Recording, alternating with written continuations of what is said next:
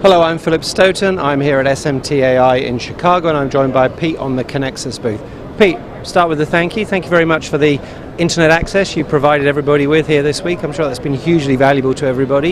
Yes. Tell us a bit about the Conexus business, what you do, the environmental impact, the whole story. Well, we're an environmental technology company. Our primary focus is tin, lead, residues. We also do antimony, bismuth, some other base metals. But for the electronics world, what we basically do is we help keep people compliant with their local state laws. We develop technologies which makes it less expensive for them to actually get rid of their wastes, which is a huge problem in electronics, but it's not often talked about.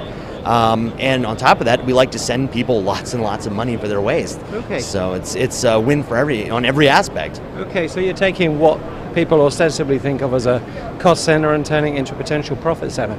Exactly. How do you do that? Because you've got to make it a little bit for yourself, surely.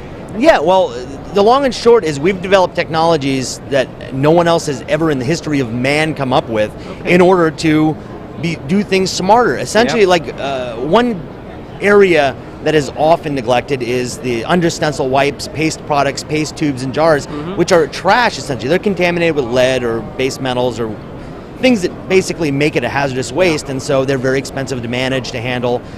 We developed a technology where we take that same material and we treat it in such a way that allows us to reuse it as a reagent in the processing of their dross and other metal wastes, which then delists it, essentially makes it a non-hazardous, so it's cheaper to ship to us. They don't have to report it to their state, which makes them greener by simply changing the phone number they call when they want the garbage man to come. So it's a beautiful business model, and we've been very, very successful helping people not only make more money, but potentially stay out of prison. So, Pete, you're a modern day alchemist. I yes, like indeed. that. I say that all the time. You're really turning coal into gold. If I'm a customer, if I'm in that position, how does the process work for me? I identify the materials. Do you pick them up, or how does that work? Yeah, that's exactly. You would call us and tell us who you are and what you have, and then from that we take it from there. We'll send you a bill of lading. We'll send you a purchase order, so you have a paper trail for both EPA documentation or whatever country you're in. We'll need documentation, and then we send a truck to pick it up, and then 30 days later you get a giant check. Okay.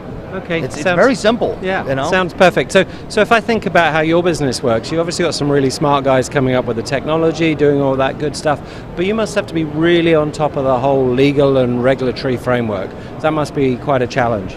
No, not for us. I mean, we do it for a living. That's the difference between us and pretty much all of our competitors in the electronics universe, is that that's all we do. Right. We are a technology and environmental company. We have a spotless environmental record. We've saved people tens and tens of thousands of dollars in legal fees and learning about it, because we go out and we educate people. We bring the laws with them. We show them their local state laws. We teach them how to do things the right way, and we've really helped a lot of people. So for us, we've got a great environmental staff, and of course myself, I have studied this since I took this job, and we've gone to the states and said, hey, look, we think that we should do it this way because it's smarter, it's greener, and it wins for everybody. It makes recycling and doing the right thing cheaper. Instead of sending it to a landfill or an incinerator, you send it to us, we reuse it, and we save coal, we save the fuel for the coal trucks to take the coal to us, and we save them tons of money. So it's beautiful. So what I'm trying to figure out is why everybody in the world in the electronics industry isn't a Conexus customer. Obviously that's your end goal. Your current customer base, what kind of companies are they? Are they generally EMS companies, or do they a mixture of EMS and OEM? Any particular sector that you like automotive, that you're more successful in? Quite honestly, we're successful across the board. Again, electronics is a very small facet of our overall operations. We do a huge amount of automotive materials. We run anywhere upwards of 60 million pounds of lead product at any given year.